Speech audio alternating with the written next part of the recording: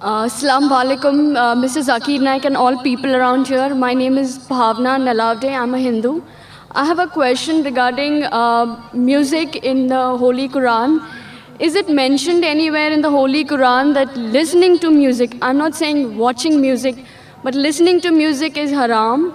And if it is so, Mr. Bismillah Khan, एक मशहूर फनकार हैं, he has an argument with someone that listening to music is very soulful and relaxing to the soul. So if you could please defend or have an argument about this, that how is listening to music haram? Thank you very much. बहन ने सवाल किया है कि कुरान में कोई आयत है जिसमें लिखा है कि म्यूजिक हराम है। कुरान में लिखा है अतिउल्लाह अतिउर रसूल, ओबे अल्लाह ओबे द मैसेज, अल्लाह की बात मानो, अल्लाह के रसूल की बात मानो। तो कुरान या सही हदीस में मौजूद है, हमें मानना चाहिए। कुरान में डायरेक्ट वर्स नहीं है कोई साफ अल्फाज से कि म्यूजिक हराम है, इनडायरेक्ट है, लेकिन अल्लाह के रसूल की हदीस में है। सही हदीस में लिखा है कि सिर्फ डफ होता है वन साइडेड ड्रम, डफ अलाउड है, उसके अलावा बाकी म्यूजिकल इंस्ट्रूमेंट्स हराम है। ये साफ तौर पे लिखा है। अभी आपका आर्ग्यूमेंट है कि बिस्मिल्लाह खान साहब कहते हैं कि music is soothing for the soul. मेरा दोस्त कहता है शराब भी सूदिंग फॉर द सोल है, शराब से मुझे सुकून मिलता है। ठीक है भाई, आपको सुकून मिलता है, लेकिन उससे नुकसान ज्यादा है। तो म्यूजिक क्यों हराम करार किया है? इट इंटॉक्सिकेट्स। कुरान में लिखा हुआ है चैप्टर नंबर 2 सूरह अल बकरा में, सूरा नंबर 2 आयत नंबर 219, शराब में फायदे भी है नुकसान भी है। अल्लाह ताला जानता है, अल्लाह ताला सब कुछ जानता है। कुरान में लिखते हैं अल्लाह ताला कि शराब में फायदे भी है नुकसान भी है, लेकिन नुकसान फायदे से ज्यादा है। तो मैं मानता हूं हो सकता है कि कुछ लोगों को फायदा हो म्यूजिक से। There is music therapy also. कुरान में एक सूरह शुअरा है, पोएट्स।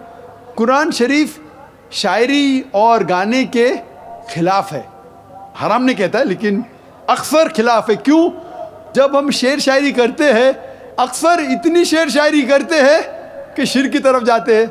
मैं अगर राजा की तारीफ कर रहा हूँ, इतनी तारीफ करता हूँ कि उसको खुदा से मिला लेता हूँ। कुछ लोग नात पढ़ते मोहम्मद सल्लल्लाहु अलैहि वसल्लम के बारे में, नात पढ़ना अच्छी बात है, बहक जाते उसको अल्लाह से मिला देते हैं, वो भी हराम है। कहते मैंने एक अरब देखा बिना ऐन का। अरब देखा बिना ऐन का मतलब रब को देखा। मोहम्मद सल्लल्लाहु अलैहि वसल्लम को अल्लाह से मिलाना भी हराम है। ईसा अलैहि सलाम को तो मिलाए भी हराम है, मोहम्मद सल्लल्लाहु अलैहि वसल्लम को भी। हम उनसे प्यार करते हैं, मोहब्बत करते हैं, लेकिन अल्लाह से नहीं मिला सकते। इसीलिए 5 बार आज़ान में हम सुनते हैं ला इलाहा इल्लल्लाह मोहम्मद रसूलुल्लाह। हम इबादत करते सिर्फ अल्लाह की, और मोहम्मद सल्लल्लाहु अलैहि वसल्लम उसके रसूल है, उसके बंदे हैं, अल्लाह नहीं है।